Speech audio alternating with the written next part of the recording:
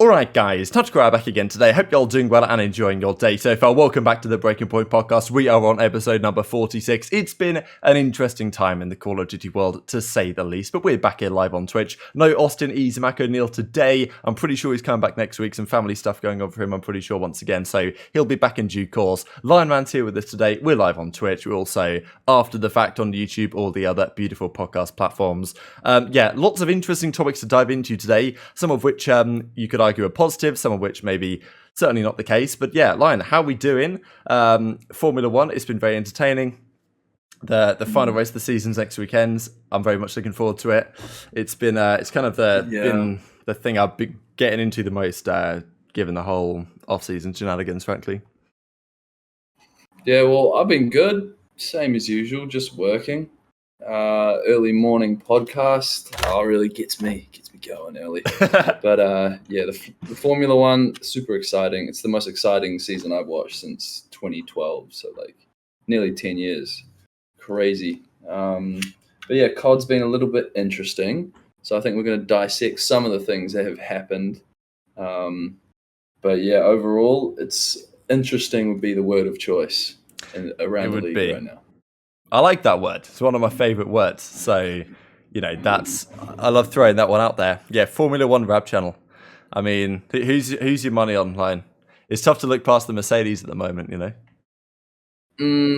The track. Well, last year the track was really good for Red Bull. Last year they dominated. They only won 3 races last year, and this was one of them. But interesting. Saying that, Lewis also had COVID going into Abu Dhabi last year. Like he just tested negative for that, and so he wasn't racing ideal then. And George Russell had just raced as well, and So like I guess you can't really take anything from that. But I would my money's on Lewis, but I want Max to win. It would be a change, you know. That's the thing. I think if I'd have followed Formula One, because I didn't really follow it for the last 7 years of Mercedes dominance. I followed it when I was a kid in 08, 09, 010, and then probably up until 2011. And I didn't really follow it until probably this year, pretty much the middle of this year. I started following it again. So and I used to be a Hamilton fan when he was just coming on the scene. I wanted him to win in 08 because I was I wanted to support McLaren when I was 9 or something. So, but I think I can imagine if I'd have been a Formula One fan for the last proper fan for the last 7-8 years, and just with the Mercedes dominance, I think, you know, I can understand why people want something of a change, you know. But maybe Formula One channel. Yeah, that's how it is. Maybe. But maybe next year, you know, with the regulations, things can switch it up.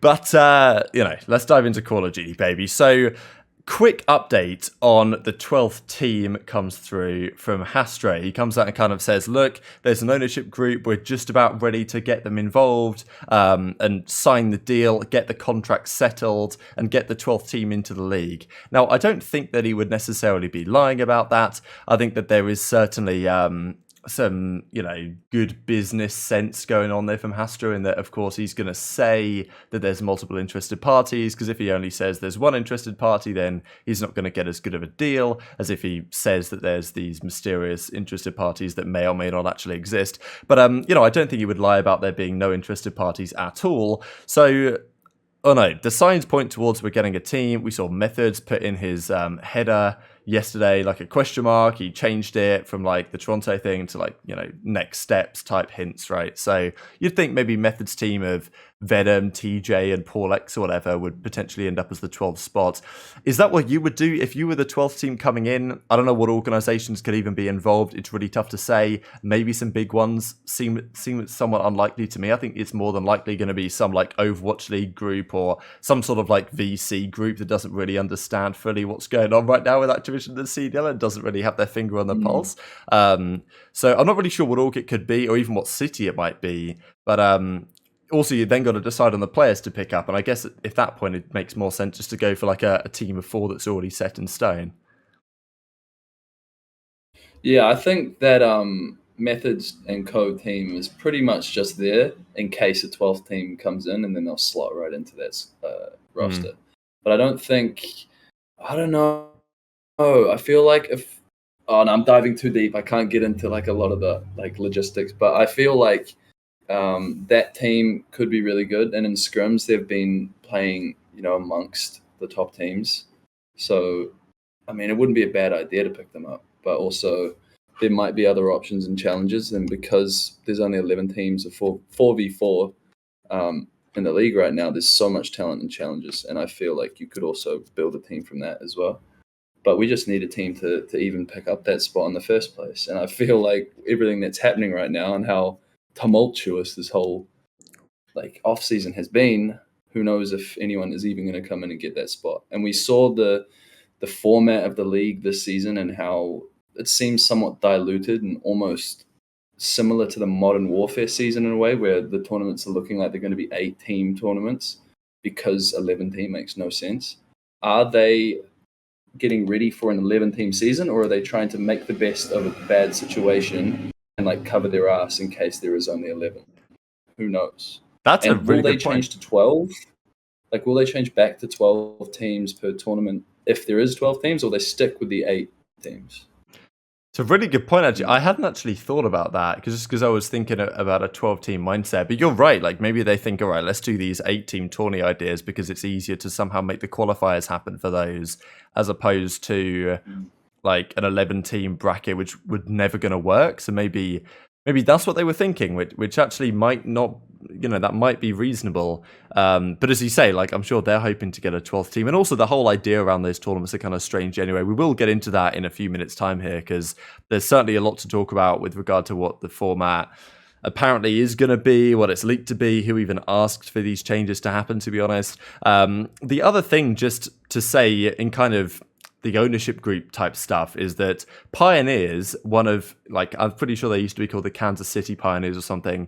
Now they're just Pioneers GG or something along those lines. They were pretty much one of the only organizations, with the exception of maybe UYU and maybe one or two others, but I really can't think of them at the top of my head, that were still involved in Call of Duty challenges.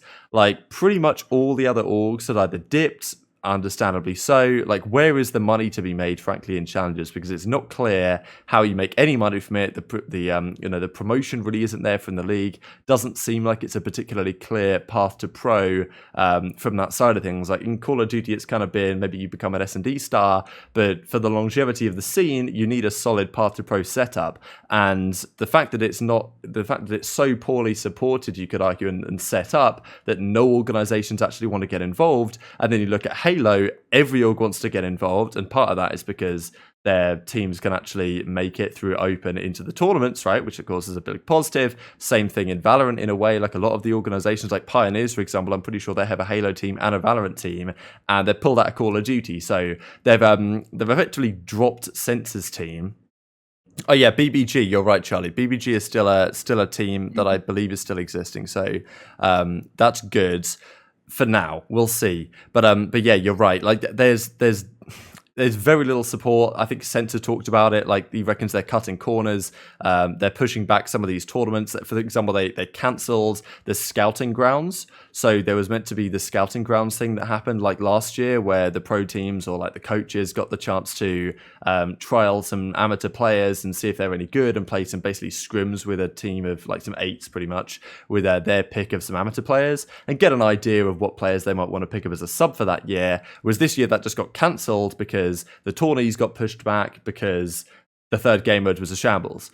So from many different fronts, it's kind of all come together to create a situation where it's no real surprise that players and organizations are leaving Call of Duty right now, which is not ideal. Are you going to leave me there? I'm going to leave you there. That's where you're going to drop it off to me. Well, I find that most CDL... Oh, wow. Okay, this is a little difficult. With challenges, I found like last year there weren't many teams remaining anyway, or like orgs remaining, and it's kind of redundant for orgs to be involved in challenges because because of the franchising, no team can make it on like the main stage and have their name out there. Only teams like OpTic and FaZe, and that's it, right? Have like the actual like team name, org name as part of their CDL team name. And it's like, yeah, Thieves, I guess. What is Pioneers? But but still, yeah. And like, there's no real opportunity for these teams when they like branch out, or buying a spot is so difficult for those teams that they won't do it anyway. And so like, what's the point in being a challenger organization if you're wasting money on players giving salaries when in reality you're not getting anything really back in return viewership wise? The way that I've always seen it to be fixed was, and we heard about, Censor said something about pro versus am tournament. Does that mean CDL franchise team versus amateur team, like challengers teams, or does that mean just like pro am where it's pro players and am players? Apparently it does. I wouldn't want to Apparently see it means the former. So exactly what I've been saying for like the last Exactly, year. yeah. And everyone was saying I was crazy for saying it, and I've been saying it's the only way to get it done. And so yeah, that will be dope. And if that happens, there's a reason for challengers teams or like orgs to even be in challenges, because then they'll get the spotlight on them big time once a year, and like it's worth it. And like I don't think franchise teams will have much of an issue with seeing like the amateur side get a little bit of shine, because one, that's helping their own scene as well. But I think people have been confused by that concept for a long time now, so I don't know. But yeah, being a challenger team must be pretty difficult, and so I don't really blame Pioneers for leaving. It's not really that surprising. No, absolutely. It makes perfect sense. I mean, that's just the thing to me, that it's like, you look back at some of the previous world championships. I mean, there were some tweets coming out and talking about the events of the past several years, or at least looking at the world championships from like 2018, 2019, and even thinking about like Miami, where they had the amateur playoffs or whatever, that Shawnee's team won, whatever they were called at the time. Like, I don't know if they had an organization there, but there were like some teams that maybe didn't have orgs, some teams that did have orgs, but most of the good challenger teams are representing someone. And it's because they actually have the stage time and people remember and notice. Like FaZe Black, for example, the team that had like, I think Sint was on it earlier on, but there was like Gravity, like a Seam, Celium, or some team like that they had towards that was the Fort Worth or something, right? They might have won the Fort Worth Open or something like that. They did. But it's like, we remember that, right? Because it's actually, because there was actually some interest in it at the time, organizations were involved, and there was some like actual known up and comers on those rosters that people were interested in the amateur side. Nowadays, it's like, well, all that matters if you're a player on one of those teams is getting picked up into the league, and those organizations themselves barely get any respect at all. It's like, oh, well, thanks. Okay, we'll take a salary, but we'll dip as soon as we get the opportunity to do so. Whereas back in the day, it was like, okay, if you're E-United, just coming into the scene, really, in Infinite Warfare, you pick up Gunless, Arstes, Pristini, and eventually you get like Silly into the team, and immediately they become a contender, and straight away you're qualifying for the Pro League and all this type of stuff. That doesn't happen anymore, so there's just no upside. And like, I don't know, a lot of these organizations would compete in these tournaments because, okay, yeah, maybe the upside isn't very likely that their team becomes a real contender, but they can get somewhere. They can play against a big team in a group play match, and maybe their sponsor gets some airtime or whatever. You don't really get that with the current structure, and I think this is what you've been saying, understandably, that like, okay, if we can actually get the challengers to play against some of these pro teams again, that's going to be big to help that ecosystem and get some of these organizations back. We might be getting that, as I'm sure we'll talk about in a second here. Like, that's what I liked about Black Ops 4, was that even though it was segregated between pros and AMs for most of the year, I liked that at the end of the season, they would come together at COD Champs and you'd see just how good those teams were. And that's just what we're missing now. That opportunity and that extra bit of competition. Yeah, it was kind of like a pseudo franchise league, right, in Black Ops 4. They were kind of like setting the stage. And it was like, okay, the pros aren't going to play the amateurs at the events, but they're going to play at the same event at the same time, and there's going to be like a pro winner and an am winner, which to be fair, I thought it was okay, because the fact of the matter is 90% of the time that an amateur team made it through open into one of the groups, they just got bodied anyway. Like, it was good to see them play them, but usually it was Saturday morning at the events was just the pro teams just stomping all the am teams down to the lower bracket anyway. So sometimes there was a good run, sometimes there was a good story. 90% of the time that wasn't the case. So I think the way they did it in Black Ops 4 was fine, just because you then had Champs, right, which is like the big celebration, everyone's there, and for example, Singularity with Cleanix, they get to make a name for themselves.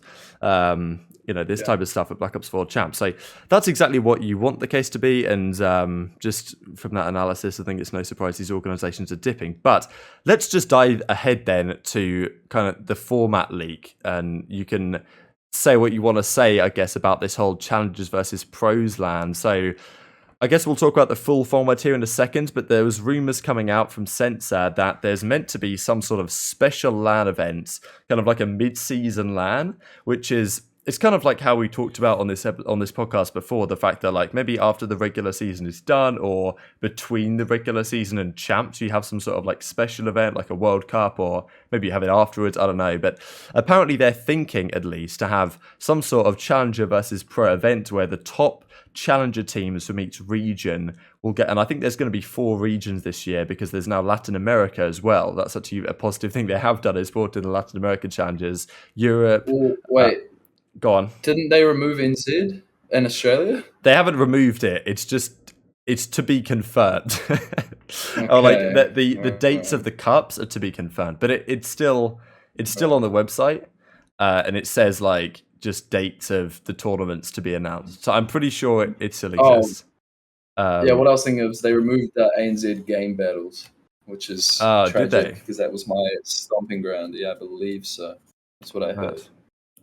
Yeah, that is tough. Yeah. That is rest in peace. But okay, well, that's obviously unfortunate. But I hope with any luck, the other stuff isn't gone. So my theory at least is there's going to be like 4 best challenger teams from each regions from ANZ, LATAM, North America and Europe. That ideally, and then you get those 4 teams.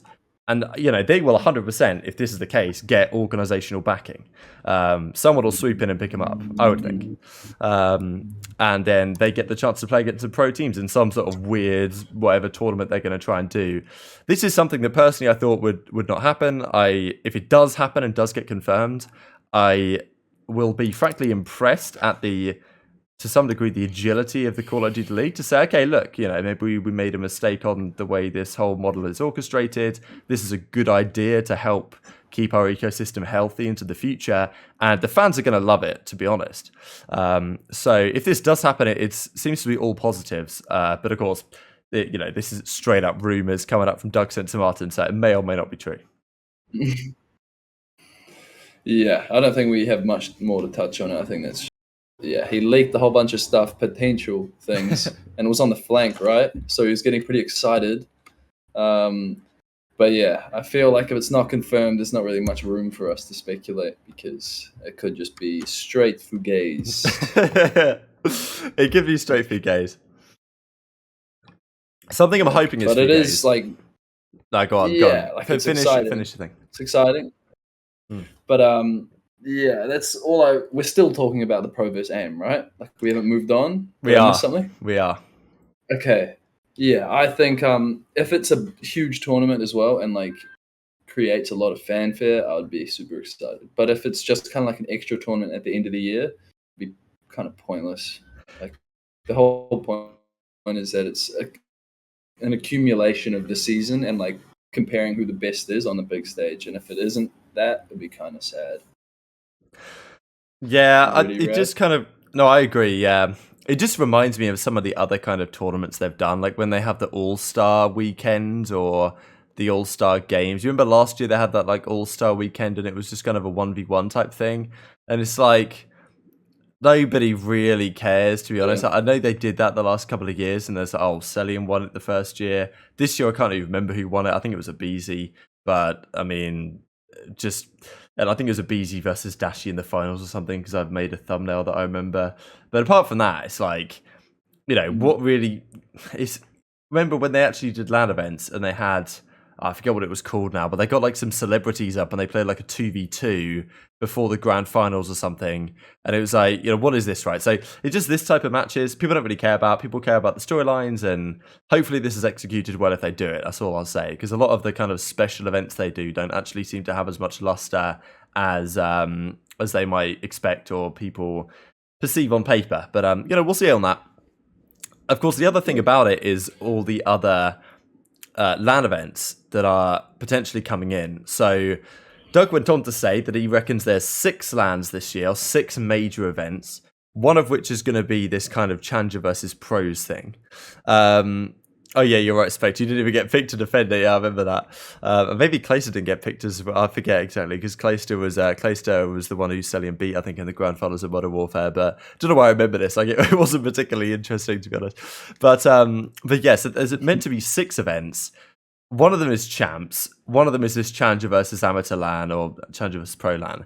And then 4 of which are going to be majors in a similar way to this past season with stage, then major. So look, on paper, I don't think that's absolutely terrible. It's just, look, I don't know what your thoughts were on the format last season, Line. I would have said that in general it was okay. I think my preference would have been have a similar format, really. I thought, frankly, it was all right. Ideally, you have all the qualification group play matches done in a LAN environment, and then have the majors also on LAN, obviously, in front of a crowd somewhere, and maybe the other ones aren't done in front of a crowd or whatever. That's one way you could do it. And I would say that probably, first of all, you want to start the season earlier. That's not going to happen. It's going to start in February again, more than likely. But, we can't do anything about that now. I would probably have done 4 stages and then say, okay, after that point, let's do 2 more big LAN events. Put up like $500,000 for 2 more LAN events. Get big teams to host them in certain cities. And say that if you win that LAN event, any team in the league, you qualify for champs. And you push out the last place team on the list. So I would say that you go into the last couple of tourneys before champs, and even if you're Paris Legion bottom of the league, you've still got a chance of qualifying if you just win the whole tourney, which, unlikely to happen, but I think that's a nice element there. And then you have champs afterwards, because I think the whole group matches major got repetitive after about stage 4, when other sports started to properly kick in, that, the Euros was on, this type of stuff. So with that said, that they might be going down this 4 major route. The other thing is that apparently there's only going to be only 8 teams at each event. We can discuss that more in a second, Line, but kind of thoughts on this overall format of being relatively similar, but with some changes that no one seemed to ask for. Yeah, so I think last year's format was good, but you're right, it got boring. But then I still found the when it went back to LAN, like, quite interesting. That was great. But the season I thought that had the best format ever, it's probably COD World War II, because I liked the way that the Pro League lasted. It was 2 LAN leagues, so it was 2 leagues during the 2 seasons of it, but there was still majors that were based upon the seedings of where they were within the league, and then at the end of each 4 months for each league season, they'd have a playoffs, and then they had champs right at the end. And I really liked how there were opens, there was 2 seasons of the league and the champs, and it was amazing. And I think the only thing you could really add to that would be having the World Cup after. But we've touched on that 10 times. But yeah, format wise, World War II and not having the pro and am teams totally separated would be how I would go. But this year, I think we covered 8 teams makes sense, because they don't know if they've got more than 11 teams right now, so it's just saving their own ass. I think, and I feel like 4 stages isn't bad either. I don't mind the amount of tournaments that there are. 4 stages, 4 majors, champs, and then a pro versus am thing. I don't mind it at all, but at least give the pro versus am thing, the champs title, and then make the champs playoffs for the league. Yeah, I think that's a good point. I think that there's just got to be enough content to go around, really, because I think you make a great point. World War II was not really a game I'd considered, but you look back at that year, there were a lot of events. It was Dallas, then it was NOLA, then it was it Birmingham after that? I don't really remember. I mean, there was Anaheim, there was Seattle. Northern Showdown. Oh yeah, I remember that. Yeah, the Northern Showdown arena thing in Canada, or whatever they did. Yeah, they did it in some cinema. Yeah, that was funny. Yeah, God, I remember making a video on that. There was the team that won had a funny name. It was Scraps and Gunless or something. And no, you're thinking about Black Ops 4. Oh no, there was what am I thinking about? That was Black Ops 4. There was Yeah, no, another you're right. You're Canadian right. There was tournament, Black Ops 4. What was the northern? and then What was the northern arena in World War II? I forget.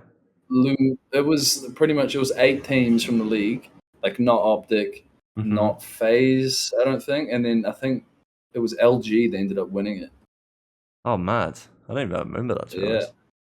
Cheers, Northern Felipe, for the Arena. background. It was I'll have to pretty look that mad. up. Yeah, exactly. But that's what I'm saying. There was some cool stuff like that going on, and there was a lot of LAN events, and the Pro League was all on LAN throughout the season.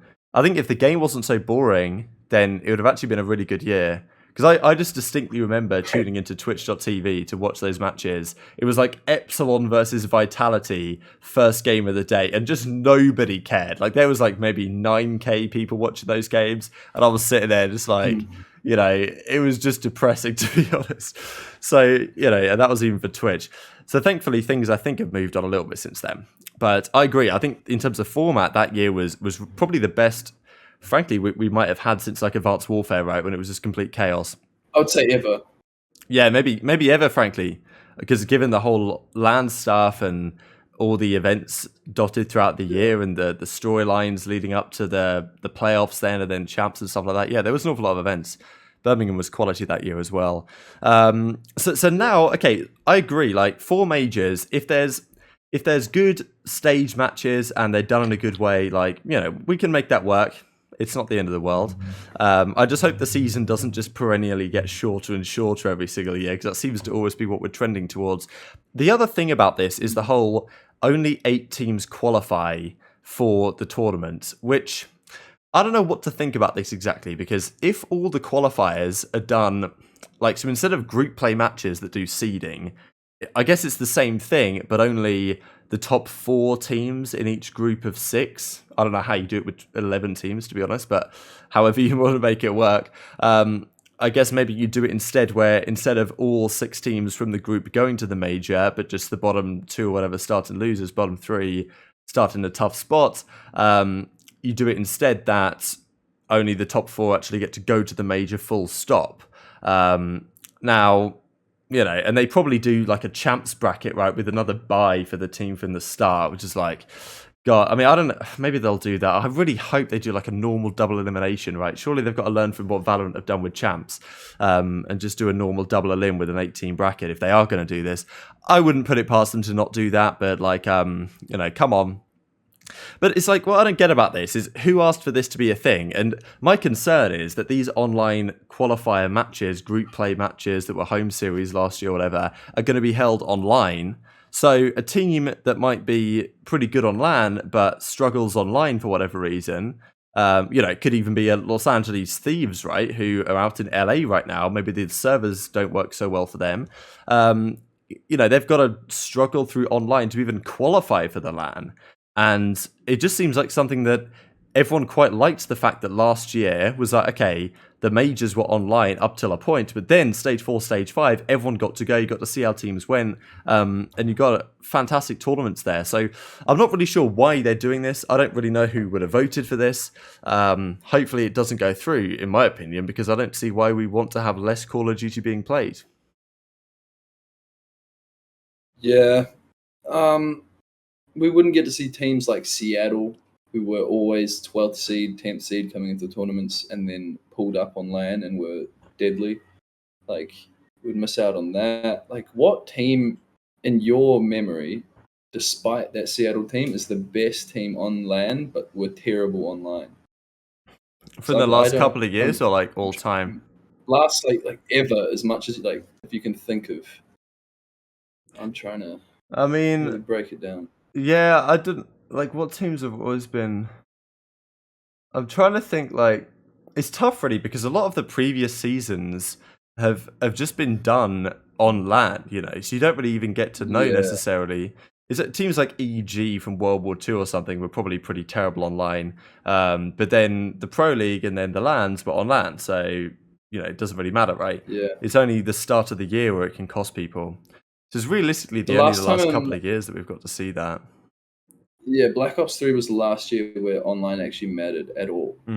Before Modern Warfare. Hyper games were a classic, but that was the other way around. But they were just the gods online. Yeah. That was funny. Yeah, dominated EU, but then came to LAN and I mean, was it the other way? Was there teams there was probably some teams in Black Ops 3 that were the other way around. They kind of struggled on LAN, online, and then were good on LAN. But a lot of the teams that did that in those pro leagues were just teams that like they were already good enough to qualify and get decent seedings. They didn't really try too hard. I feel like some of the teams, there was probably teams like, I don't know exactly what Envy's record was online that season, but probably teams like Envy during that year, or maybe like LG or a squad like this, that are going to be good enough to qualify for the big tournaments in Black Ops 3 through the online stuff, and maybe FaZe as well, but won't take things like too seriously in the online league matches. They'll do what they have to do, but so maybe they look somewhat worse on LAN or online than they did on LAN, but not necessarily just because they actually were, but just because they weren't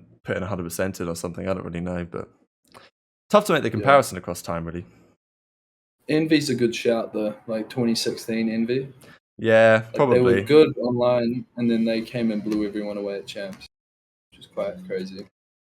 But anyway, what is this Ben leaving the flank? Yeah, we can talk about that. So, well, Ben's decided, I think due to obligations with Esports Engine, and I can kind of get that because I'm sure they're doing a lot of stuff with Halo right now, given how well that's been going early on. I'm sure Ben's got a lot of work on his plate. I think he's like I don't know if he's like a partner manager or manages relationships with clients or something for Esports Engine. Not exactly sure what he does.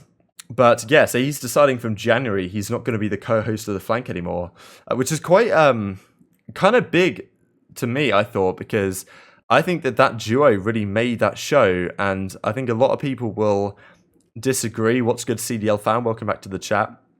I think a lot of people, they definitely talk trash on Ben, but there's a reason why Hex a few years ago said to Zuma and Ben that you two would be perfect to do a show together, because I think the personalities just complement each other so well. Like Zuma's just super hyper and like he brings all the energy to the show, and then Ben's kind of like the more down to earth, but also really willing to just give his opinion and not care what anyone thinks, and tell a pro player when he thinks they're speaking BS and stir a little bit of something up, but also keep the show structured and organized so that it doesn't just descend into chaos. So, and I'm sure Zoom was paying him a decent chunk of change, frankly, from the revenue from the episodes, because I'm pretty sure he bought some new like pair of golf clubs or something with the money that he got from the flank or something like that. So yeah, Ben's going to be leaving. I don't know if he's going to be returning at all to maybe co-host it from time to time, but I can understand that like every single day after matches is quite the obligation. So there needs to be someone else that joins. I don't know if anyone can do quite what Ben did to the show. It's going to be a different era for the show. Of course, a massive step in the right direction for competitive Call of Duty was the flank in general. Yeah, I know. What are your thoughts? My thoughts, Ben was perfect for the show, but I think Aches would be absolutely stupendous. Because this guy, the thing about Ben that was a problem was that he was never a pro player. So his problems he had with players, or the things that he would dissect about players, could be shot down by those players themselves, because he didn't have anywhere to stand, really, even though he'd been involved in the scene and been coaching for a long time. It's not the same as shooting your gun in the league and winning championships. So Aches, who is arguably top 5 most successful Call of Duty players ever, 2-time world champion, one of the most opinionated people in the scene, is coming to a show to talk shit. And I kind of like that he's joining Zuma, this chaotic atmosphere where it's just going to be a little bit crazy. And I think Tommy's going to get a lot out of Pat, like really motivating him to spill the beans, if you will. And so I think him not being able to be shut down by players, be able to shoot a shot and just say how he sees it, I think is pretty good for the show, to be honest. Yeah, and you actually touched on another good point that I hadn't really thought of, is that because Aches isn't connected in any way to the league, because, I mean, Ben had to mind what he said because he works for Esports Engine, a company that works directly with the CDL for their Challengers product, I believe, and you know, they don't want to sour that relationship, right? It was like the whole Adderall episode that came out where it was like, you know, Joanna Faris is on the phone saying that we shouldn't do this episode. And Ben, you know, had to step aside, right, and let Zuma take the brunt of the heat. So that is the benefit to Aches. And also I agree, like he's a former pro player, one of the most successful, one of the most entertaining actually, and charismatic when he's on form. And I think that a lot of new players don't really, a lot of new fans don't really know who even Aches was, because it's like when I look at the people I put on my thumbnails, that gives a pretty good indication as to who is popular and current within the scene and who people care about.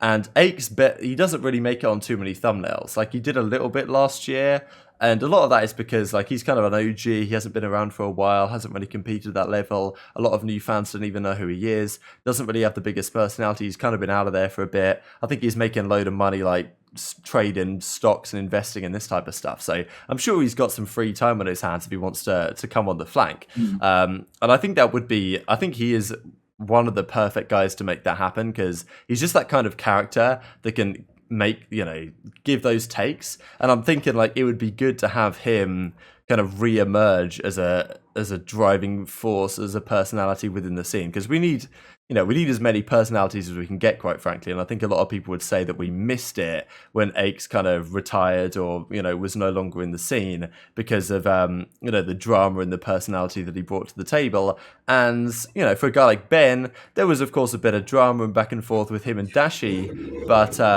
you know, there's not, you don't really put Ben on a thumbnail, but you put Aches on a thumbnail, right? So it's just it's just my thinking.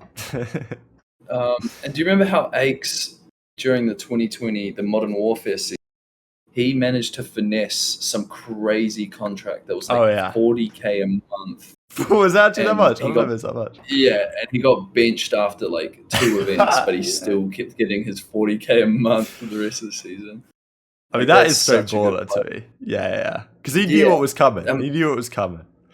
Do you reckon he knew he was getting dropped and just finessed the bag? Or well, I mean, surely he knew that, like, realistically, competing for more than that was probably not going to happen. I mean, he probably didn't know he was going to get benched, but, like, yeah, he definitely negotiated that deal with all the cards on the table being like, look, boots on the ground, like, you know, I'm the champ. You know, it wasn't 4v4, but like you could argue that Black Ops 4, slightly different game. Like it almost played like a jetpack game. The way you fly around the map with grapple and hit everything with so much health and stuff, that it played a little bit differently to how Modern Warfare did. So I'm sure he found a way to finesse that. He's an intelligent guy, so I think he'd be good for a show like that. I also, like, I'll go back on the flank as a guest at some point, but I've actually got my sleep schedule in a good spot lately. And and yeah, as crazy as it sounds, and the flank is just like, it's just not on an optimum time, you know. So that's really why I haven't been. I went on it a few times during the season. What, like 2 a.m. for you or some shit? Usually he starts at like 11 p.m, but you know, which is okay, but I try and be in bed by like at least 11:30 nowadays. We try and stick to that because we have to, you know, we have to get up and be consistent on the grind. You know how it goes. But I agree, Webster Fire. Like that episode the other day with like Aches, Haggy Methods, Doug Azuma was absolute chaos. Like there was, and Ben was there as well. I think like there was shots being thrown left, right, and center. There was some seriously chaotic energy in there. Apathy's actually a very good one as well. To balance out Zuma's energy. That's a good point. I think that they might rotate it a bit, because I don't know if Aches wants to necessarily commit to doing the whole season. Yeah, that's not a bad one, Dabs, midnight to 9 a.m. That's solid. I try and do similar, but I get up at 8. Like 7:30. It depends. But yeah, like, is there any other candidates you think? Because Apathy is a good shout. I think some people would say, because obviously Method's like one like guest of the year or whatever on the flank, but the reality is like the energy of those two guys is too similar to work as a co-host. I think they need someone to temper the energy. There's only two that I could think that would be perfect, and it's Aches and Formal, and that's it. Formal, damn, like, that's the list. Yeah, Formal, I feel like would be too chill. He would just sitting there. No, he's funny though. But now that he's not part of the league, and he's quite analytical when he needs to be. And I think if it was on the show, he could be, as well as like being able to say whatever he wants. He is not afraid to give someone shit, just like Aches isn't. And I think they're the only two people that are that honest in the scene. That's a fair point. I could see Formal. He's been on there, maybe. I don't know if he went on there, really. He won't do it, but it's like he would be perfect. And think about the views. Like, come on. The views would be good. Yeah, maybe they do a bit of a rotation or whatever. Yeah, the Halo crossover would be good because they've been doing a little bit of. And Halo's an interesting one because, like, it's definitely kicking up into a new gear, the Halo side. But I'm not really as in tune with it as I need to be if I want to make content on it. But I'll probably just talk about some of the big topics on my main channel towards the end of some videos because I don't really want to make a new Halo channel. Only so many hours in the day, you know. Mm-hmm. But something I wanted to discuss is there was some talk from Envoy this past week about some potential moves that almost, or at least could have, gone down during the off-season, but didn't happen. And one of them was the discussions that OpTic Chicago had last season before anything fully came to fruition. Now, Scump supposedly was looking at getting Clayster into their team, or at least he wanted the vibes that Clayster was going to bring to OpTic, and he talked to Envoy about this in the middle of the season, that bringing Clay to OpTic was something that was on Scump's mind. Of course, as it worked out, that didn't come to fruition because the merger goes through and therefore Formal retires, but maybe Scump kind of saw that one coming anyway, or at least saw Formal leaving the team as coming anyway and was thinking, okay, maybe Clayster, Dashy, Envoy, Scump could have been a weird and interesting squad that OpTic could have had. Of course, as it turns out, it didn't go that way, and Dashy stays kind of now as the main AO, and Clay's still on New York. But yeah, I mean, you know, Clayster and Dashy, this is the thing with a couple of these teams we're going to discuss. Like, Clay and Dashy certainly have, you know, they've had some differences, let's just say, over the last couple of years or so. So seeing them on the same team would have been strange. But yeah, like, because Scump, I don't know if Scump necessarily just gets his way, but like, if you're Hex or if you're OpTic in general, whatever Scump wants, it's going to play a large role in determining what the direction of your team is. So if none of the merger stuff went down, there's a reasonable chance that Clay and Scump teamed up again on OpTic for this season, which would have been crazy. I don't know if I necessarily like that, but maybe it could happen. For this season, you think it might happen? There's no way. No. Like for it could have happened for this year, I think was what I was trying to get at. Yeah. And also the Kenny move could have played. Yeah. But I think, do you want me to just break down what I think that team would be like? Sure, go ahead. Ass. It's a simple breakdown. It wouldn't have changed anything because Clayster is just, if it was the same game, I don't know how that's really going to play yet. It's not fully finalized. But if we were just looking at how Clay played and how he would have fit onto this OpTic team, I don't think it would have made much difference to how Formal was playing. Because Formal was playing a non-selfish role, like a low damage role, whereas Clay is like a high damage player. He's a damage dealer. He plays more like a flex than an AR. And so you've just got like two flexes running around, Dashy and Clay, just absolutely sending in the damage. And then you got Envoy and Scum, who weren't really playing cohesively, one flanking, one kind of hitting the front, and then it would have just been a bit of a shambles. I think for an AR, they needed more structured, more like finely tuned, as opposed to like a really aggressive, like more calculated. Even though Clay is extremely calculated and very good player, I think he's I don't know, just very, very aggressive for a typical assault rifle player. But anyway. Yeah, I mean, I don't see how that team was going to work. This discussion might have been going on earlier in the season when it hadn't maybe yet become clear that this kind of 4 was not going to produce the results. Like Envoy and Scump as an SMG duo, I don't really think that works.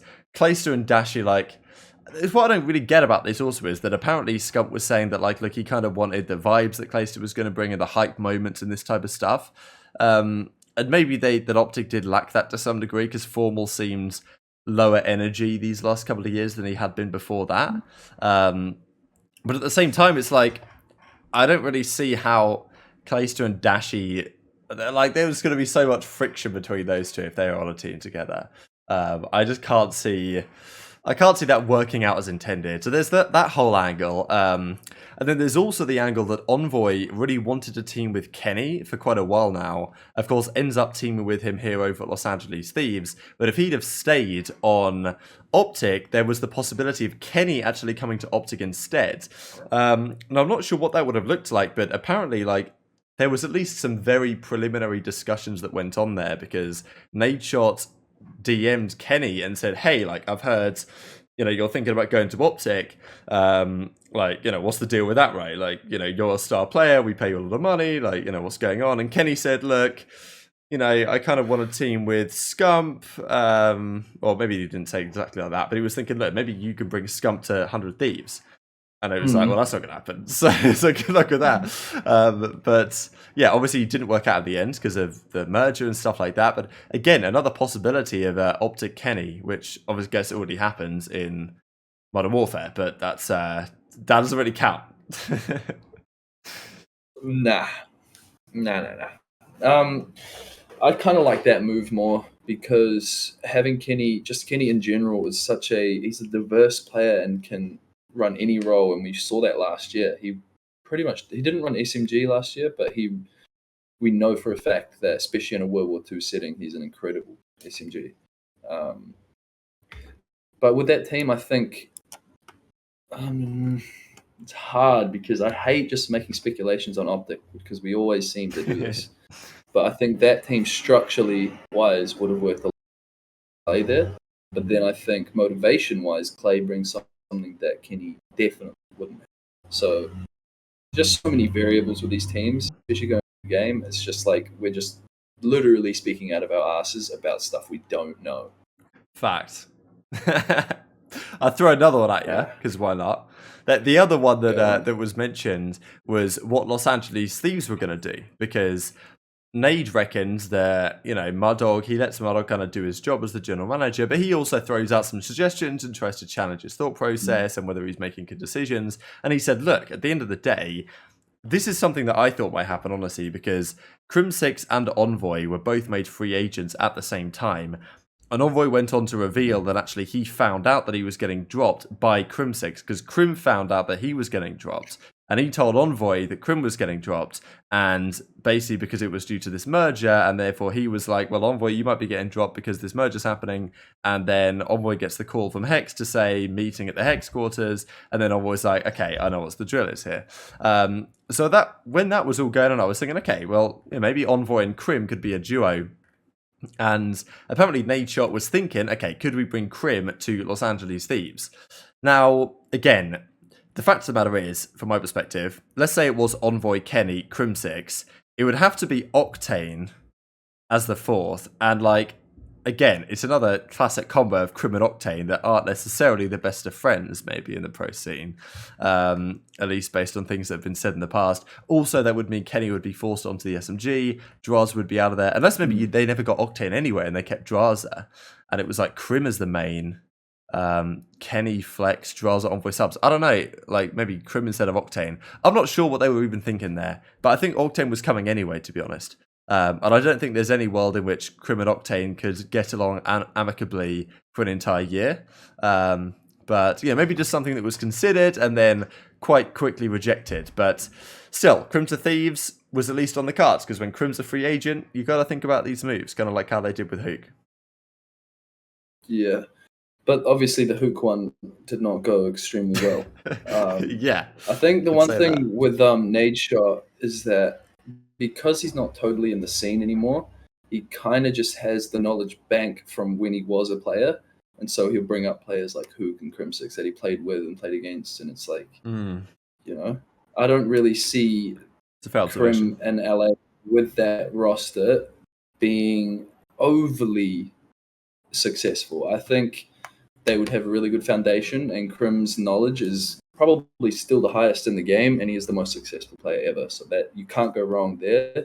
But just talent-wise, to compete with a team like FaZe or Toronto, I don't think that brings the full package. I think Crim needs to have, just like Clay, some really, really fiery young players around them that he can lead and can like, send in first. Like imagine Crim playing with Simp and Abizi. I feel like that would be complete domination, even more so than now. And I think him in that sort of setting is perfect. Like if he went to FaZe now, I think they'll be more dominant than they are. Wow. Do you get me? I mean, yeah, that's quite the statement, actually. I wonder.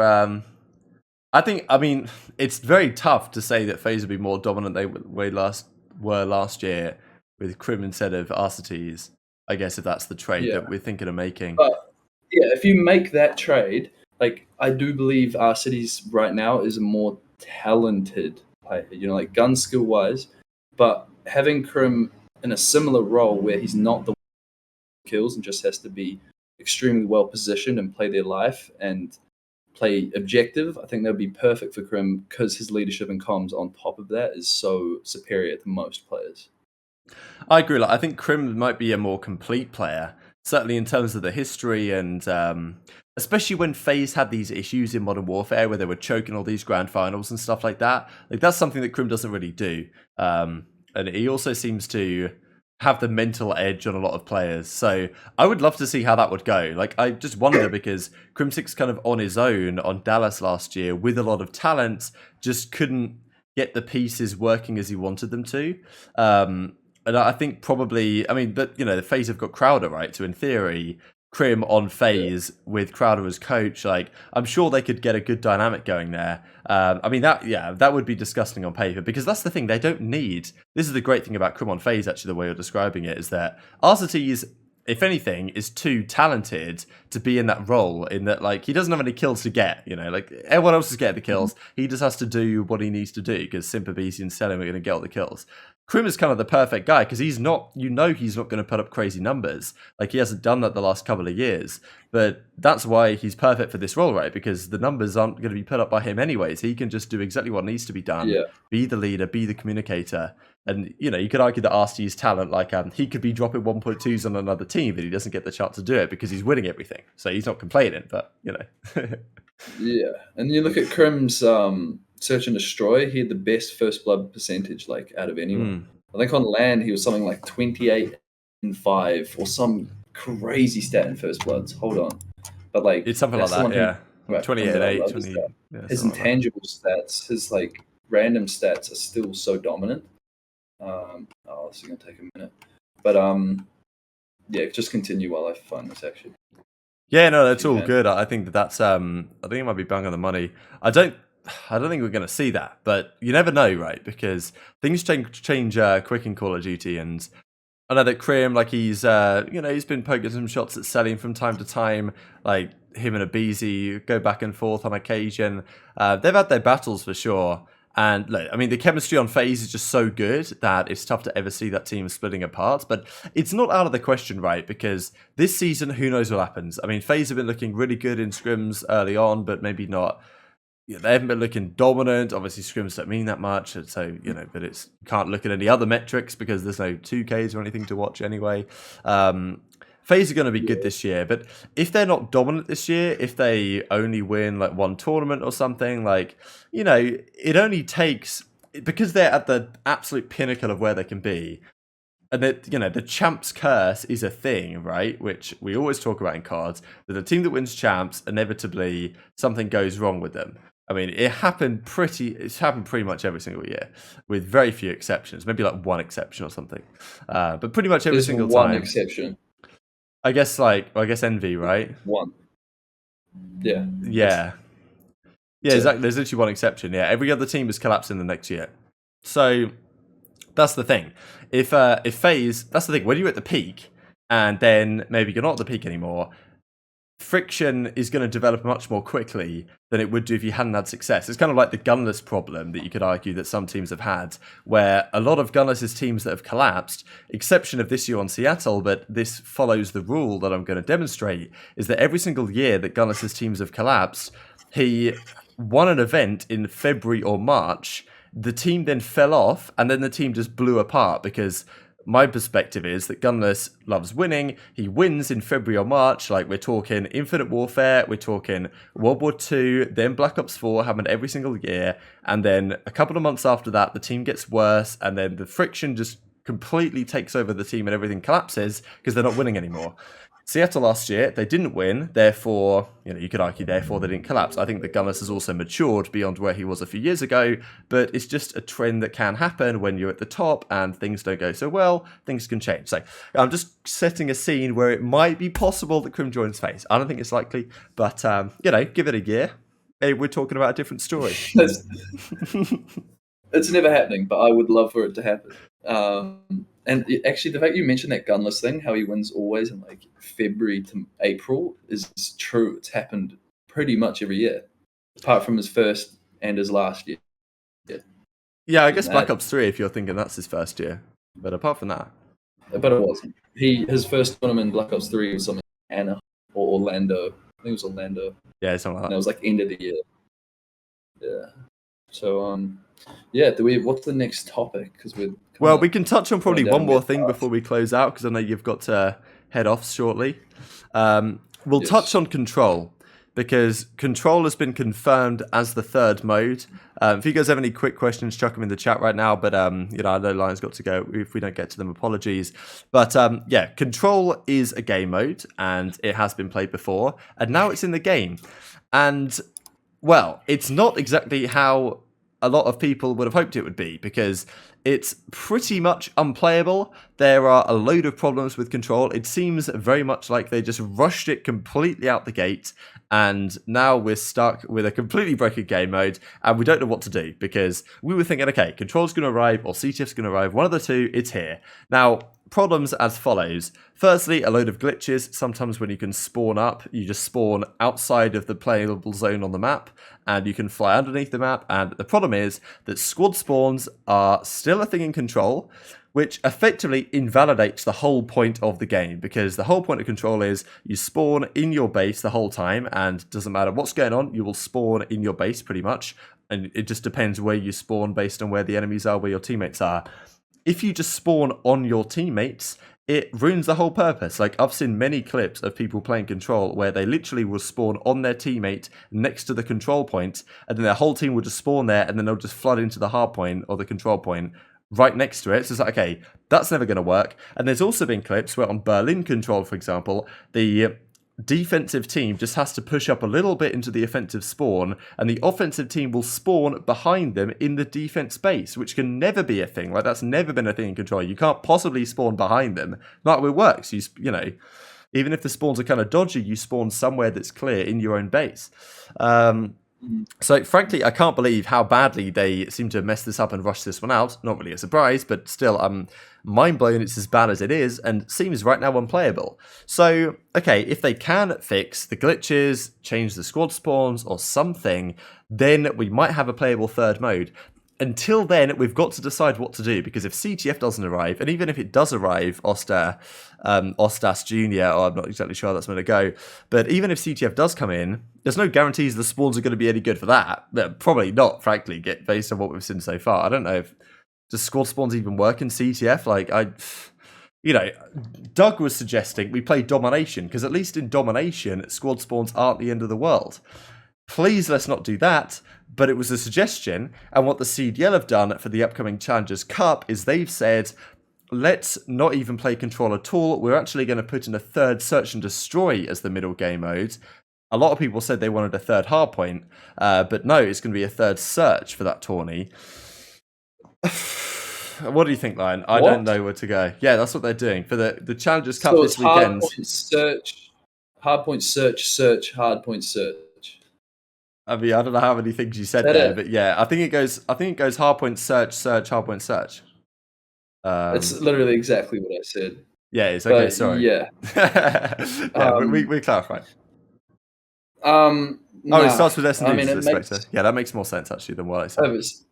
Okay, that's, I guess, kind of fine, but also so lame. We've never had this before, have we?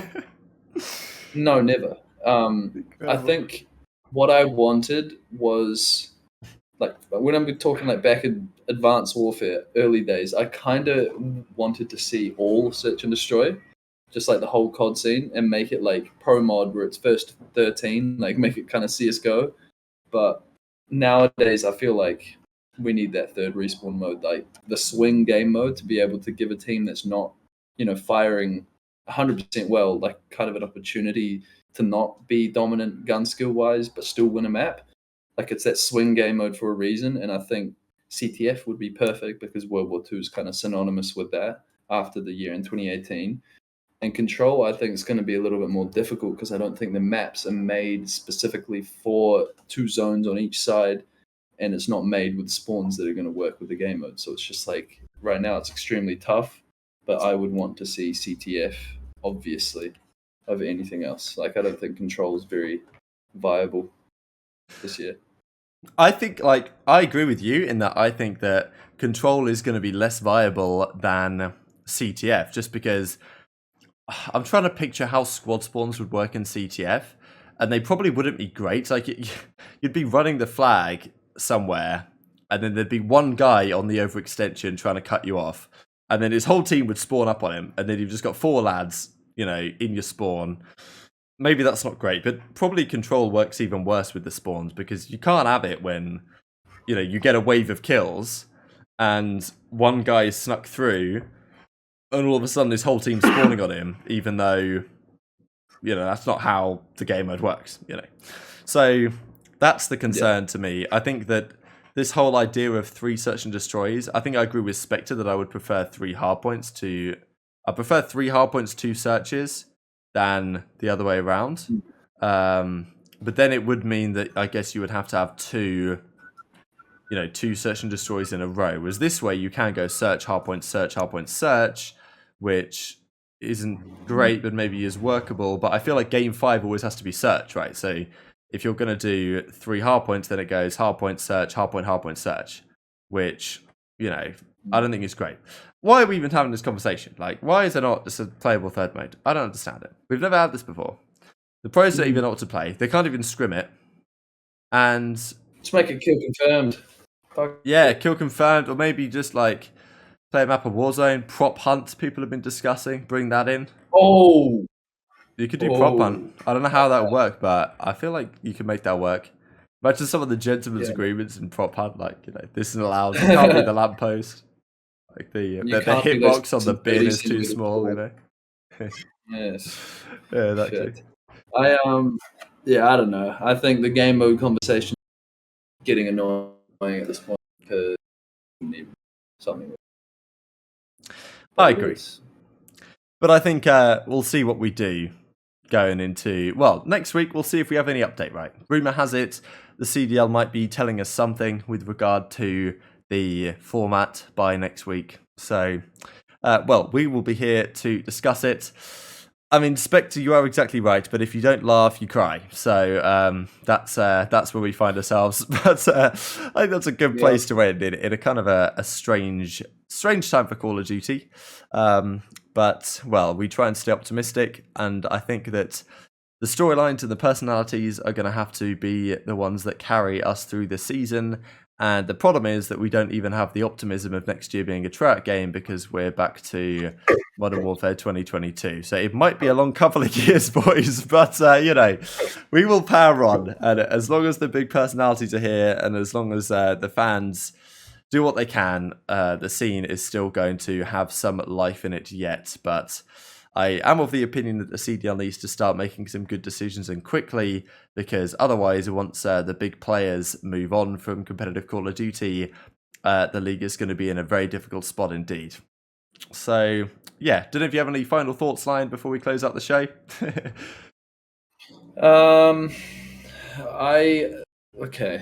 I think every single year, competitive COD should have a competitive pack where it's 8 to 10 maps that are in every single COD that can be ported between the different engines and all that, and modes that are going to be used every single year. Pack CDL skins that can be ported to each game that the teams make themselves or that I make. Come on. And then that's in the game every single year. And then it'll just be there's so much money to be made. Because what I watched the Courage and Nade show when they were with Envoy, and Courage's point where he said that Activision and like the CDL is running at 10%, but there's so much room for improvement, and we still have good viewership. Like he said that we're running at 10%, but if we were running at 95% to 100%, like Halo did when they came back, where could COD be? And it's above where Halo is right now. We could be the top. Everything is just running on 100%, but it just hasn't been, and it hasn't been ever for COD. But the fact we're still in the position we're in is kind of crazy. But also the things that are diminishing around us in the scene is not really a surprise because we're not optimized with what we're doing. And that's unfortunate. And that's it. Yeah, I agree. I think that the long-term potential is absolutely there. And that's why the optimism is still underlying. But I just think time is ticking before the personalities retire. And, you know, we've talked about these stories before. But thanks all for tuning in. We will be back, hopefully with a more positive and upbeat episode next week. You know, we try and keep things positive, try and keep things uplifting, but it's not always possible. Sometimes there's bad news, sometimes there's good news. But in due course, everything will be announced. We'll be back in business. The league will be starting. The storylines will be up and running again, and we can talk about some good old competitive Call of Duty alongside all of you guys. So thanks all for tuning in on Twitch, on YouTube after the fact, on the Spotify and Apple, whatever it's called, podcast platforms as well. We appreciate every single one of you. Well, thanks for watching as always. Take care of yourselves, and we will see you next time.